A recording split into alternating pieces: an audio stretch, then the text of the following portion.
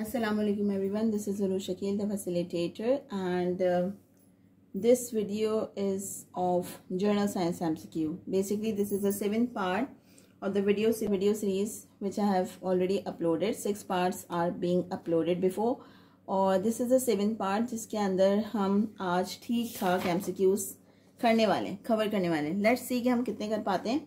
But I have tried my but I'll try my level best कि हम maximum आज कर सकें. This is the 7th part, right? Okay, so we're going to start with MCQ number 140. ठीक है, we already have done 139 MCQs of Journal Science. ठीक है, and they are not repeated at all. मतलब मैं जो repeated MCQs हैं उनको निकाल रही हूँ क्योंकि it is simply a wastage of time. Okay, the average adult has a blood volume of about, हमारी बॉडी में, ठीक है, अब अगर हम एवरेज ह्यूमन की बात करें तो उसकी बॉडी में कितना ब्लड होता है, तो भाई यूजुअली होता है कि मैं बोलूँ भाई 5 litre. The average adult has a blood volume of about 5 litres. अच्छा, ज़रूरी नहीं है कि वहाँ लीटर्स में आंसर आए, तो आप ये भी कह सकते हो 1.5 गैलन भी हो सकता है इसका आंसर. फिर the device which converts chemical energy to electrical energy. अब chemical energy, chemical basically store किस में होते हैं, ठीक है, और जो कि कन्वर्ट हो जाते हैं इलेक्ट्रिकल एनर्जी में. तो कॉमन सेंस है कि हम रिमोट कंट्रोल में, मतलब रिमोट्स में हम क्या यूज़ करते हैं, बैटरी यूज़ करते हैं जिसके अंदर केमिकल स्टोर होता है, और उसी से हम क्या करते हैं, इलेक्ट्रिकल का काम कर रहे होते हैं. It means the chemical energy is converted into electrical energy. ठीक है, तो the answer is the device which is convert chemical energy to electrical energy is battery.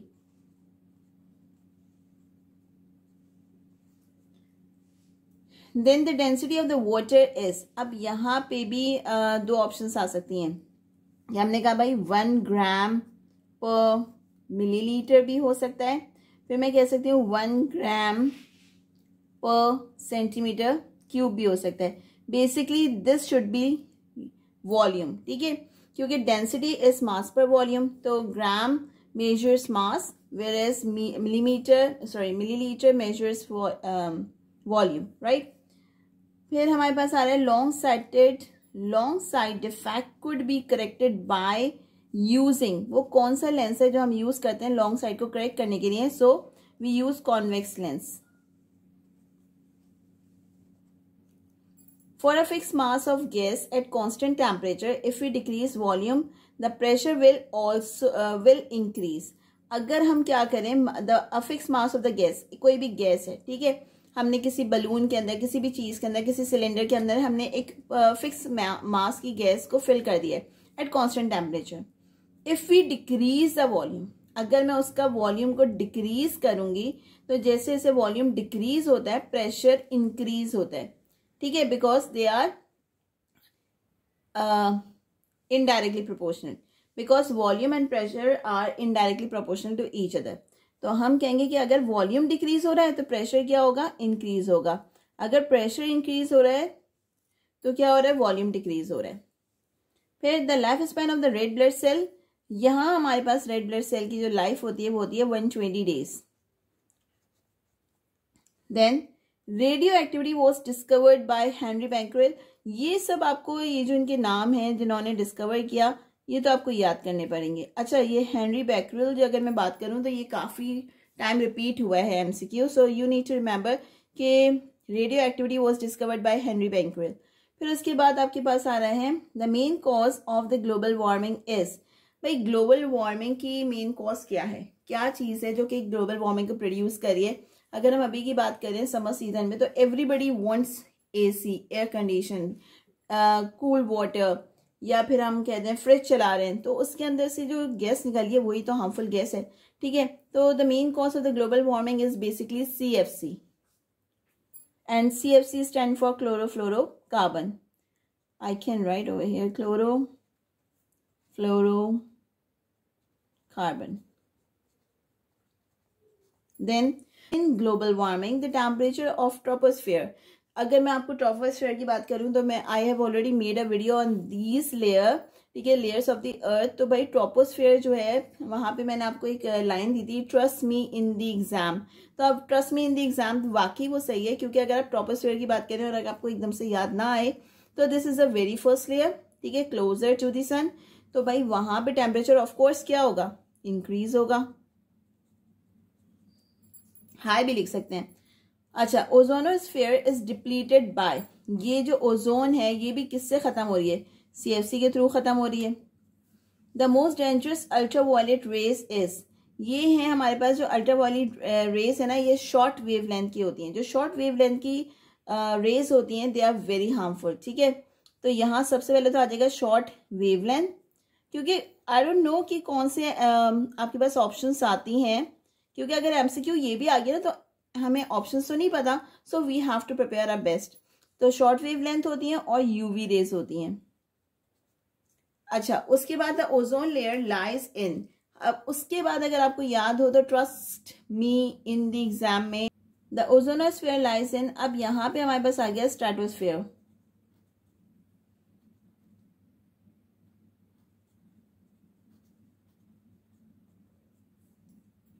फिर हमारे पास आ रहा है microorganisms are very, of course they are micro, they are not visible with naked eyes, तो हमारे पास ये क्या होगा, दे आर वेरी माइक्रोस्कोपिक, बहुत ही ज्यादा छोटे हैं, so that we can not see with our naked eyes. Paramecium is an example of, paramecium of course they all are included in unicellular, ठीक है, ये सारे के सारे क्या आते हैं, यूनिसेलुलर। लेकिन अगर मैं इसकी और कैटेगरी के अंदर जाऊं और डीप में जाऊं तो भाई paramecium is a part of plants, right. फिर हमारे पास आ रहा है virus are consider in, virus को क्या कंसीडर किया जाता है, इन ए सेलुलर, ठीक है, दे आर ए सेलुलर। फिर है virus are consider as living as reproduction, अब ये जाहिर सी बात है दे रिप्रोड्यूस्ड, ठीक है। वायरस कैसे रिप्रोड्यूस कर रहा है, वायरस हमारी बॉडी के अंदर जब जाता है तो डेफिनेटली वो एक यूनिसेलुलर जाता है और जिसके बाद वो रैपिड मल्टीप्लाई होता है, तो वो जो रैपिड मल्टीप्लाई है basically that is the reproduction, reproductions happen in virus, ठीक है। तो जिसकी वजह से वो क्या कंसीडर किया जा रहा है, लिविंग बॉडी कंसीडर किया जा रहा है, reproduction. Then viruses are consider as dead due to, अब यहाँ पे ये भी कह रहे हैं कि भाई वो ए सेलुलर है, फिर हम ये कह रहे हैं वो रिप्रोडक्शन की वजह से लिविंग बॉडी कंसीडर किया जा रहा है, फिर हम ये भी कह रहे हैं कि they are also consider as dead bodies, क्यों, because of their crystal structure, ठीक है, क्योंकि उनकी जो बॉडी होती है अगर आप वो देखें तो उसकी वजह से उनको क्या कंसीडर किया जाता है, dead bodies, their crystal structures. Then the word virus come from Latin language.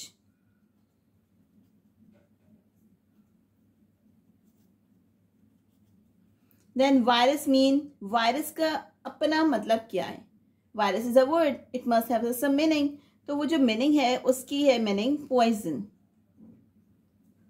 Viruses are non-cellular क्योंकि they are acellular.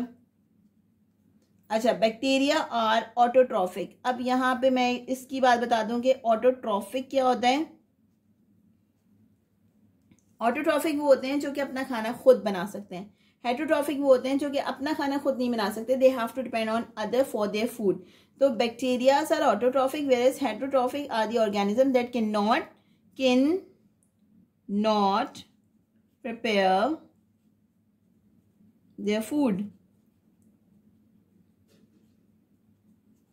Autotroph are the organism that can prepare their food.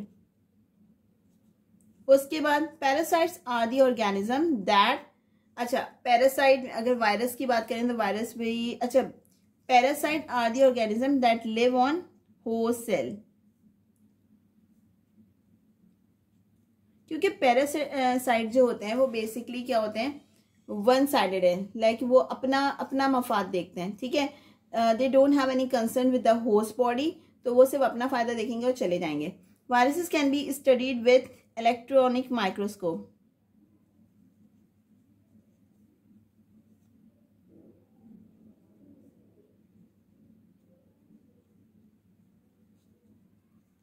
All viruses are parasite क्योंकि they are harming their host. SARS is a disease caused by virus.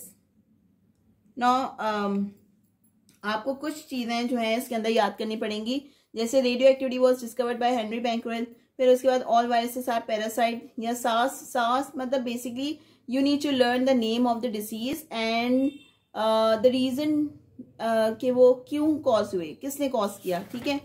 उसके बाद हमारे पास आ रहा है this one, okay. यहां हम बात करते हैं वायरस कंसिस्ट ऑफ, उसकी बॉडी के कितने पार्ट हैं, मतलब it is consist of 2 parts. Then outer part of the bacterium's body, outer part जो है वो आपकी क्या होती है, अगर मैं बैक्टीरिया की बॉडी की बात करूं तो उसकी आउटर मोस्ट चीज क्या है बॉडी की, तो वो है cell wall. Then bacteria move with the help of flagella, क्योंकि अगर आपको याद हो तो फ्लैजिला क्या होता है, वो आपकी मूविंग पार्ट्स होते हैं जो कि आपको स्विम करने में हेल्प आउट कर रहे होते हैं। TB is caused by bacteria. Then plague, pneumonia, typhoid, cholera are caused by, ये सारी चीजें जो आपकी लोअर बॉडी में, जब when I was teaching this to my student, तो I just give a reference and I just give a hint कि आपके most of the disease that occurs on your face और योर नेक, ठीक है, तो वो सारे होते हैं usually they are being caused bye viruses. Whereas अगर आप लोअर बॉडी की बात करो कि अगर आप थ्रोट से नीचे चले जाओ तो वो यूजुअली क्या होते हैं कि वो बैक्टीरिया कॉज करता है। अब आप नमूनिया देखो ओवरऑल बॉडी, ठीक है, टाइफॉइड देखो, कोलेरा देखो, तो ये सारी चीजें क्या हैं, they are being caused by bacteria. Then canker is a disease cause by, ये एक डिसीज है, मैंने आपको पहले ही कहा कि आपको डिसीज के नाम याद करने पड़ेंगे और किसने कॉज किए वो भी याद करना पड़ेगा। जैसे SARS was caused by virus, यहाँ पे TB is caused by bacteria, plague, pneumonia, typhoid, cholera is caused by bacteria. Canker is a disease again caused by plant. फिर at what temperature we sterilise the food, हम किस temperature पे food को sterilise कर सकते हैं, तो that is 120 to 126 degree Celsius. Then the disease that can be transfer from one generation to another generation, मतलब अगर पेरेंट को हो तो उनसे उनकी बच्चों के अंदर आ जाए, ठीक है। तो ये जो डिसीज है बेसिकली दिस डिसीज का नाम होता है haemophilia. Then bacteria cause fibre blight in, ठीक है, फाइबर ब्लाइट, ये जो बैक्टीरिया है ये भी कहीं ना कहीं ये सिर्फ ह्यूमन बॉडी को कॉज तो नहीं करेगा, डेफिनेटली जो भी इसकी रेंज में आएगी उसको कॉज करेगा। तो मैं अगर बात करूं बैक्टीरिया कॉज फाइबर ब्लाइट, ये फाइबर ब्लाइट किस पे कॉज करता है, एप्पल एंड पीच पर।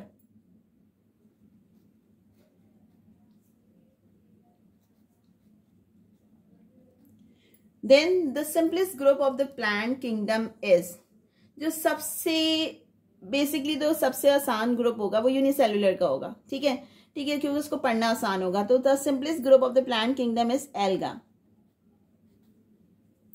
Then algae are structurally unicellular and multicellular. अगर मैं इसकी स्ट्रक्चर की बात करूं तो भाई आपको एल्गा नजर भी आता है और नजर नहीं भी आता। जब वो नजर नहीं आता तो it is consider as unicellular, और जब वो आपको नजर आता है तो it is consider as multicellular. Then alga are autotrophic. Why? Because they are green in color. ठीक है, they can make their own food, so they are known as autotroph. अच्छा, thread-like structure of fungi are called hyphae. ठीक है, अब इनकी जो जैसे हमारे पास बैक्टीरिया में फ्लैजिला निकले हुए थे तो इनके भी छोटे छोटे जो थ्रेड्स होते हैं उनको हम कहते हैं हाइफी।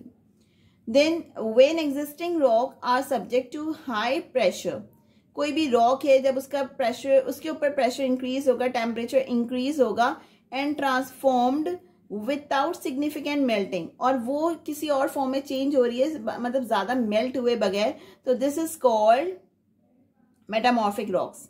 तो ये वाली जो रॉक्स होती हैं जो कि हाई टेम्परेचर में, टेम्परेचर के इंक्रीज, हाई प्रेशर पे, हाई टेम्परेचर में जो फॉर्म को चेंज करती हैं without a lot of melting, हम उसको कहते हैं metamorphic rocks.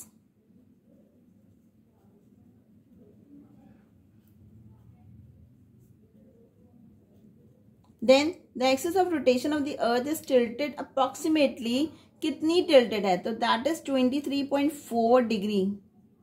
Then which continent of the world is the driest and the विंडिएस्ट.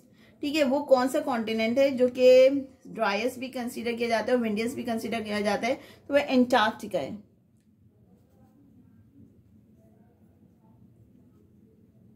Then the water body that plays an important role in regulating temperature and determining climate on the earth is, मतलब वो कौन सी water body है जो कि responsible है एक important water regulation के अंदर, temperature regulation of the world के अंदर.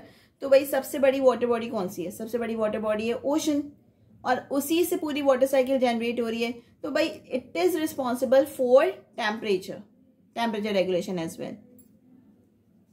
तो ocean. Then in plants the process of pollination enables, जब pollination हो जाती है, अब अल्लाह ने एक निज़ाम बनाया है कि फ्लावर्स हैं, ठीक है, but they are pollinating themselves to each other. ठीक है, पॉलिनेटिंग itself to itself, मतलब अपनी ही फॉर्म में वो पॉलिनेट कर रहे हैं. फिर वो क्रॉस पॉलिनेशन भी कर रहे हैं. जब वो पॉलिनेशन कर रहे हैं यानी अपने जो पॉलिन्स हैं उनको ट्रांसफर कर रहे हैं दूसरे फ्लावर में, तो वजह क्या है? वजह यह है कि उस पॉलिनेशन के बाद होगी फर्टिलाइजेशन, और उसी के बाद आपको फ्रूट्स मिलेंगे या फिर न्यू प्लांट्स के अंदर कोई ना कोई ग्रोथ आएगी. ठीक है, तो in plants the process of pollination enables fertilization. अगर पॉलिनेशन नहीं होगी तो फर्टिलाइजेशन नहीं होगी. Then the enzyme that converts starch into sugar, starch को हमें शुगर में कन्वर्ट करना है, तो that is amylase. Then the blood is a body fluid, यानी अगर मैं कहूं कि लिक्विड की बात कर लूँ, काइंड ऑफ लिक्विड, तो हमारी बॉडी में ब्लड किस तरह का है? एक लिक्विड की फॉर्म में, तो ब्लड बॉडी फ्लूइड है वो. The position of the element in the periodic table is determined by proton number. ठीक है, उसके बाद हमारे पास आ रहे हैं these MCQs, right? Okay, the sun mass is mainly consisted of hydrogen 73 and the second main component is, जो सन का मास है, जो सन एक बना हुआ है उसका definitely it must be having some mass. तो उसके मास के दो मेन कंपोनेंट कौन से? एक तो हमें पता चल गया भाई 73 जो है वो हाइड्रोजन उसके अंदर मौजूद है. तो सेकेंड कंपोनेंट है helium, that is 25%. Okay, that is helium. Then the science is derived from the Latin word scientium, means, मतलब इस साइंस का मतलब क्या है? जैसे अभी हमने पीछे पढ़ा था कि उसका मतलब क्या है, किसका? वायरस का. That was poison. तो इसी तरह साइंस का मतलब है knowledge. Now Plato was disciple of, किसका डिसिपल था? मतलब किसका शागिर्द रहा था या किसको फॉलो कर रहा था? सोक्रेट्स.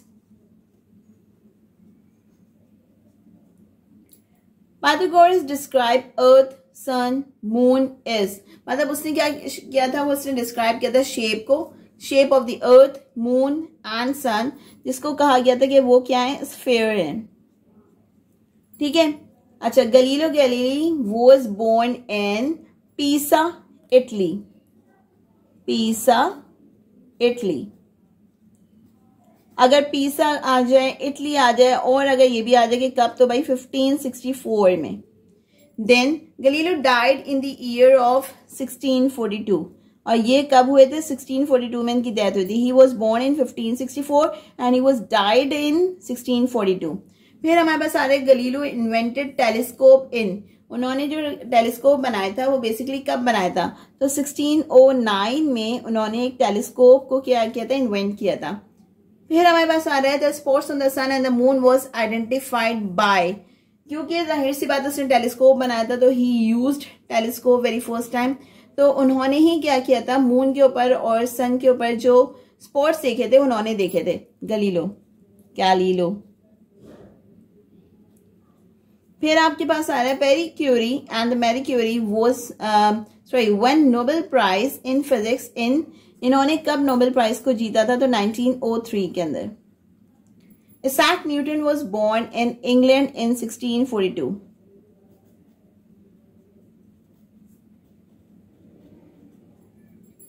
फिर है law of motion was given by, law of motion किसने दी थी? First law of motion, second law of motion and third law of motion. And third law of motion is very interesting. Every action there is equal and opposite reaction. This is very interesting. तो भाई ये दी थी Newton ने. Then triangular prism was made by, ये actually I have written the answer over here, Isaac. फिर आपके पास आ रहा है law of natural selection was given by, ये जो natural selection है जिसमें डार्विन थ्योरी आपकी बेसिकली आती है, तो he was Charles Darwin जिसने ये थ्योरी दी थी. Then Charles Darwin was born in the year of 1809. अब ये जो date of birth हैं और जो date of when did they die, तो ये सब आपको बेसिकली याद करनी पड़ेंगी. We have no other option. ठीक है, तो ये आपको थोड़ाली जब आपकी डेट शीट आ जाए या आपका कंफर्म हो जाए कि पेपर किस दिन है, तो उससे थोड़े दिन पहले ये वाले पॉइंट्स तो आप पक्के कर सकते हैं.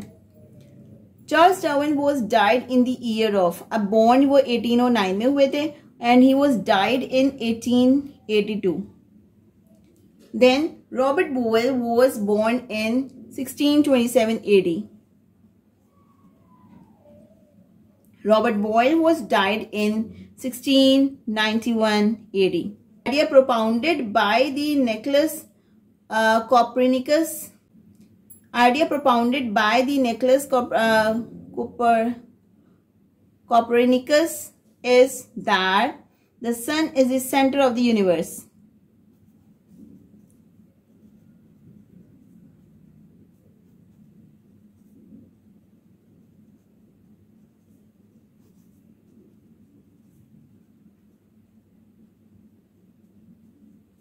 Whereas sun is not the center of the universe.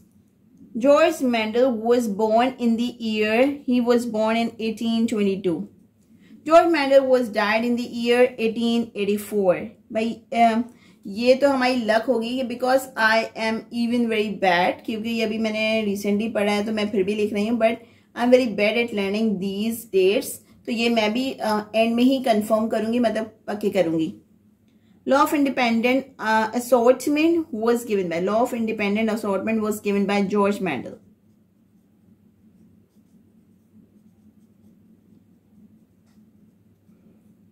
Idea of energy was given by, E is equals to mc square, was introduced or was suggested by Einstein. And Aristotle was the student of, ये किसके student थे? Aristotle was a student of Plato. Okay, so I am still left with so many MCQs, but this is all about today's video, and I'm gonna meet you tomorrow with a lot of other MCQs. You can see I have prepared up till 260, and okay, so you can see I have made further MCQs as well, but I'm gonna make the video on that tomorrow, inshallah. Till then you can revise these MCQs so that you can prepare at once, ताकि बार बार एक ही चीज को पढ़ने का time waste होता है. तो अब मैं वैसे भी हमें बहुत ज्यादा जल्दी जाना है, और as soon as I got free from my work, so I will continuously make videos, तो जिसकी वजह से आपको भी फायदा होगा और मुझे भी ये फायदा होगा कि मेरी भी तैयारी साथ साथ होती जाएगी. ठीक है, बिकॉज आई एम रिवाइजिंग, तो it will be benefited for both of us. So just keep preparing. और there is a very little request, a very first time, those who are watching this till the end and if they are still listening to me, please, if you like this video, share it to others. Thank you so much. Allah Hafiz.